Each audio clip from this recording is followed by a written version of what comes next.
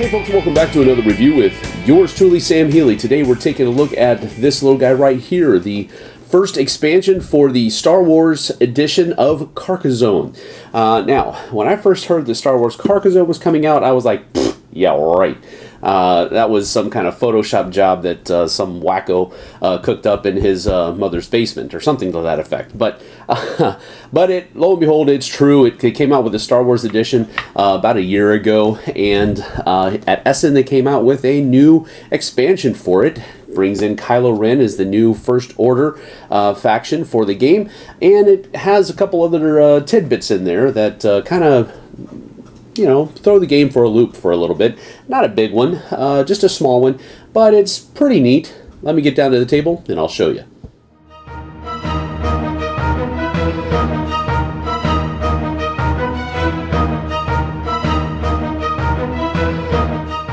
So the first expansion for Star Wars Carcassonne comes with these components. It also comes with a nifty little sticker sheet. I hate stickers!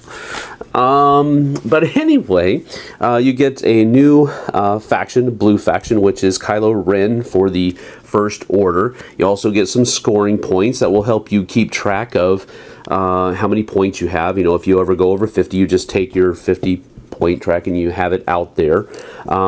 You also get lightsabers and blasters for all of the different colors, and we'll explain what those do in just a little while. Then you also get 16 new tiles that are the First Order faction on them. It has asteroids, little First Order TIE fighters. It comes with this little symbol right here that help you differentiate the extension tiles from the regular base core tiles. So there's a lot of different things here, all of the different planets and so forth and so on. It's pretty self-explanatory as far as this. With this one, the road here and here would actually end in the asteroid field, or rather the trade route, sorry. And then if there is a planet in the middle of a trade route, which is in here as well. Let's see if I can find it real quick. Well, like that right there, that would end a trade route as well. So that's all of the different tiles. The real core change, I guess you could say, that it adds to the Star Wars edition of Carcassonne are these little weapons that you can give to your meeples as they are on the board. Only one weapon can be given to one meeple, but it is possible through clever tile play that you'll have one meeple that has a lightsaber and another meeple that has a blaster in the same battle. Now, what do these guys do for you? Well, it's actually on the other side of the token. The lightsabers give you a +1 to your highest die roll in combat, whereas the blasters give you the opportunity to roll this special yellow die. Now, the specialness of this yellow die is that it goes from 3 all the way to 8. So you're not going to roll a 1 or a 2 if you roll this guy, and it's possible for you to roll an 8. So that's pretty cool as well. So in Star Wars Carcassonne, whenever two regions are joined together to make one region, for example here, Kylo Ren is controlling this asteroid field over here, and Boba Fett is controlling this asteroid field over here. But if a tile is played where the two regions are joined together to make one region, a battle occurs. Now, normally you would only be able to get, for example, Boba Fett here would be able to roll 1 die because he has his smaller guy in here. If he had his bigger guy, he'd be able to roll 2. But here, Kylo Ren is able to roll 2 because he has his one guy in here, and his faction symbol is in the asteroid field. So Kylo Ren is going to be able to roll 2 dice +1 because he has the lightsaber, while Boba Fett is going to be able to roll the special yellow die because he has the blaster. So Kylo Ren rolls, and he gets a 3 + 1 is 4. And then Boba Fett rolls, and he gets a 3 because of his blaster, the lowest roll he could actually get. But since Kylo Ren had a 3 + 1, 4, he actually wins.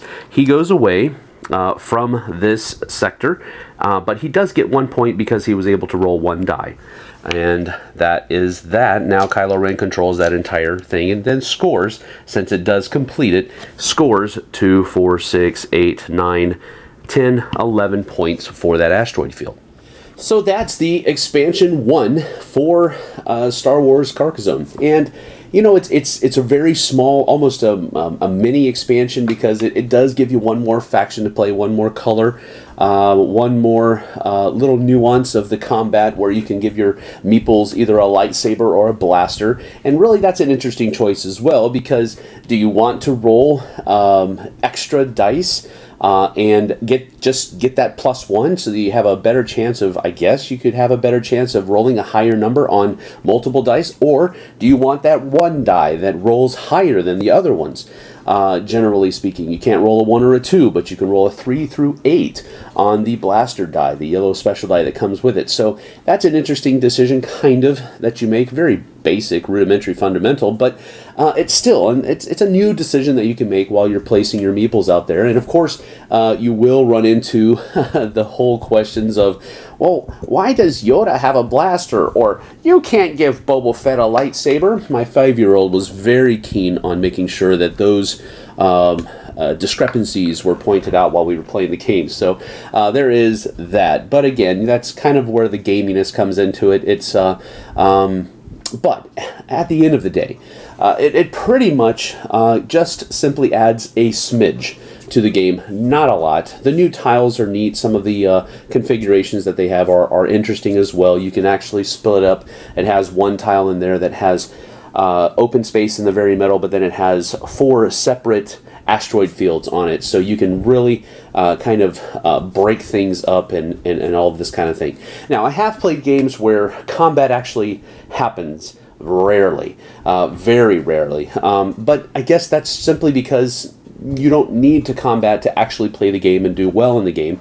But if you see person that is running away from, you know, in points and that type of thing, and they have a lot of points that are just on the cusp of being scored, you can go in and battle these people, or at least try to get some of those points for yourself, while they still will get some points even if you win. And they won't be as many as if they were to score that huge asteroid field or that very long trade route, or whatever it might be. So I think this is a good expansion for the game. It's not my favorite Carcassonne to play, but being a Star Wars fan, I still enjoy it. So there is that little nuance of my opinion for the game. I like it because I'm a Star Wars fan. I don't like it because it's a good game that happens to have a Star Wars theme on it, if that makes any sense for you.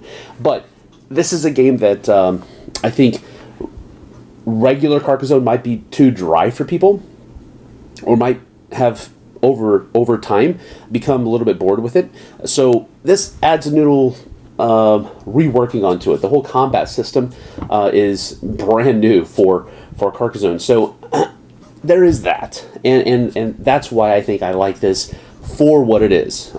It's, again, like I said, it's not my favorite Carcassonne, but it is one that I enjoy playing because of the combat system, but not all the time.